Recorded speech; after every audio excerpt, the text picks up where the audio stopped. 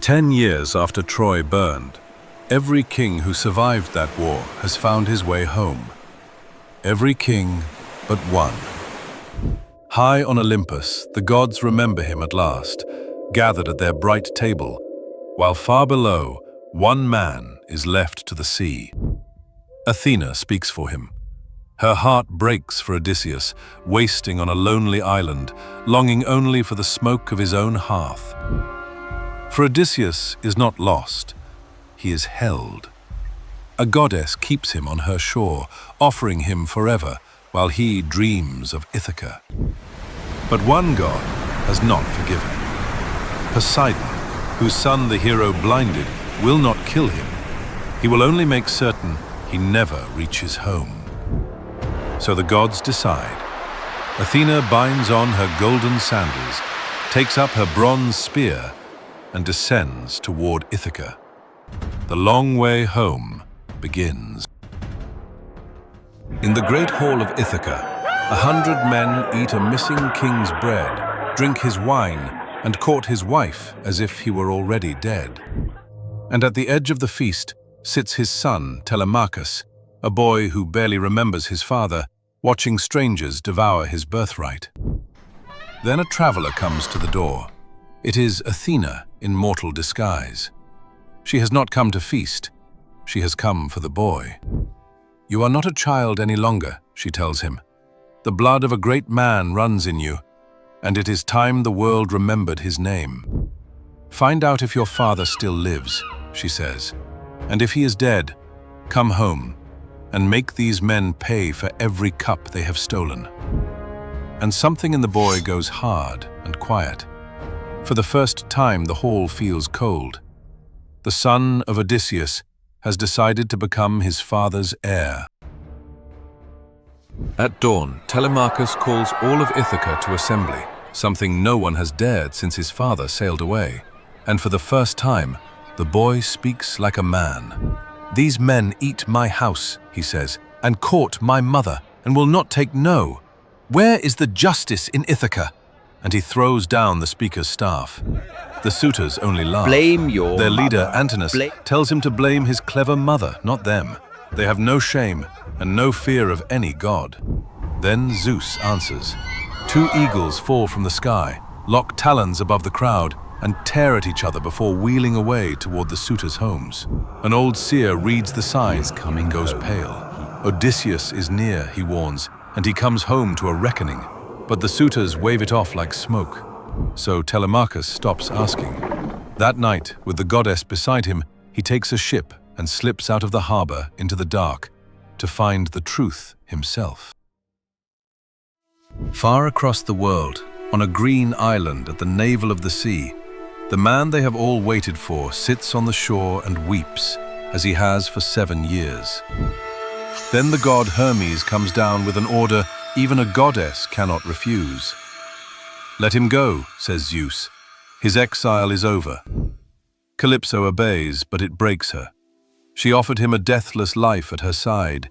He chose a mortal wife and a home he may never see again. So with his own hands he builds a raft, and for the first time in 7 years, Odysseus turns toward the horizon and sails for home. But Poseidon is crossing the sky on his way back and sees the little raft below. The sea god has not forgotten. He gathers the black clouds, and the water climbs like a wall. The storm smashes the raft to splinters, and the sea closes over the man who outwitted Troy. But not even Poseidon can drown Odysseus. Not yet. "Take my veil, you will not drown." As the wreck scatters around him, a sea goddess rises from the foam. Ino, once a mortal woman, pities him and presses her own immortal veil into his hands. "Win this around your chest," she tells him, "and trust the water." So he lets go of the last broken plank and throws himself into the open sea. For 2 days and 2 nights, he is alone with the waves. On the 3rd dawn, he finally sees land, and then he sees the rocks. Half drowned, he drags himself up a quiet river mouth too spent to stand. He heaps dry leaves over his body for warmth and sleeps like the dead. While he sleeps, a princess dreams. Nausicaa wakes with a sudden urge to wash the linen and drives her wagon down to the very river where he lies hidden. Mistress, I beg you, have mercy. Their shrieks over a lost ball wake him. Caked in brine and crowned with leaves, a wild thing steps from the bushes. The girls scatter. Only the princess holds her ground. The princess takes pity.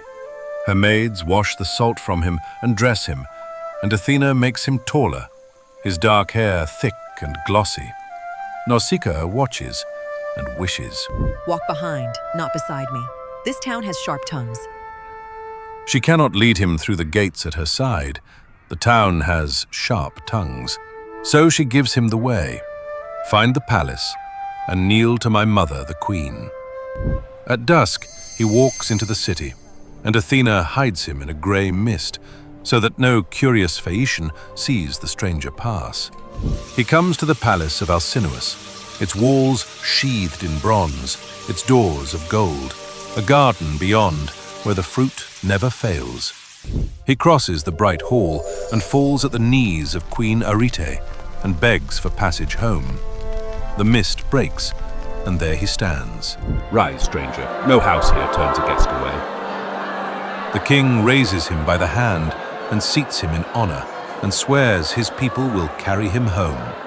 After 10 years, a ship is promised. That night the Phaeacians feast, and a blind bard rises to sing. He sings of Troy, of the great wooden horse, and of the clever king who dreamed it up. And that clever king is sitting right there.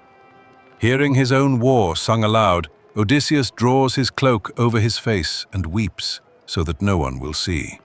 Stranger, why do the songs of Troy make you weep? But the king sees. Alcinous halts the music and turns to his guest. Stranger, he asks, why do the songs of Troy make you weep so? I am Odysseus, son of Laertes. So the hiding ends. He lifts his head and names himself at last, the man the whole world knows for his cunning. And this is why he has not yet made it home. It began when a storm blew his ships to the land of the Lotus-Eaters, whose flower is so sweet that one taste wipes all thought of home from a man's mind. He hauls his weeping men back to the ships by force and sails on toward an island of one-eyed giants whose names he does not yet know. He tells how they landed on the giants' island and found a vast cave, a larder of cheeses and penned lambs, and waited, foolishly, to meet its owner. The owner was Polyphemus, a one-eyed giant, tall as a tower.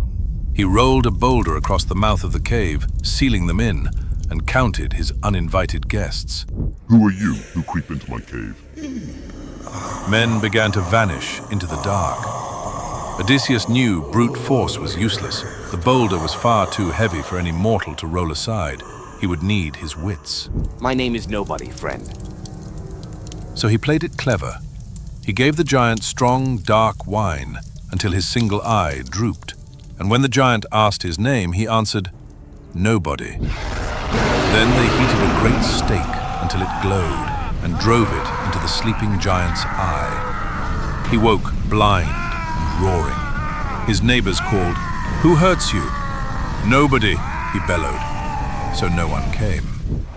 Clinging beneath the bellies of his rams, they slipped out at dawn. But at sea, Odysseus shouted his true name, and the blinded giant begged his father Poseidon to curse him. Next he tells of Aeolus, keeper of the winds, who gave him a leather bag with every storm tied up inside, and one gentle breeze to carry him home.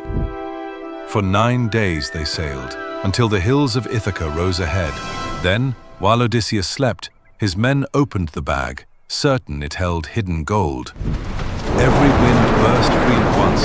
The storm seized the ships and hurled them all the way back across the sea they had crossed.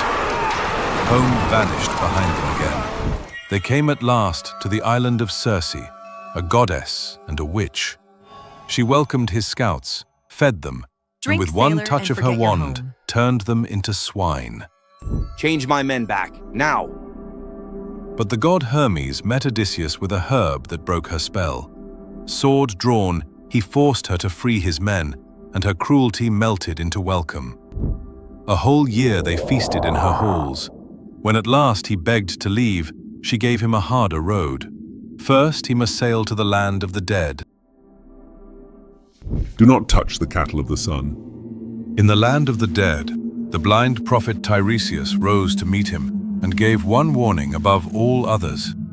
Whatever else you do not touch the cattle of the sun. Sailing on, they passed the Sirens, whose song lures sailors to their deaths.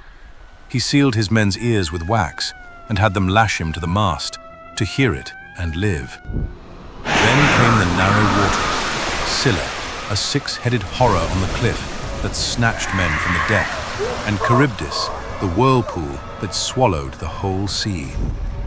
Starving and stranded by foul winds, his men forgot the warning. While he slept, they killed and ate the forbidden cattle of the sun. Zeus answered with a single thunderbolt. It split the ship apart, and every last one of his men was lost to the sea. Only Odysseus remained. Alone, clinging to a broken keel, he drifted for 9 days, until the waves carried him to a green island and a goddess named Calypso. And there, this whole story began.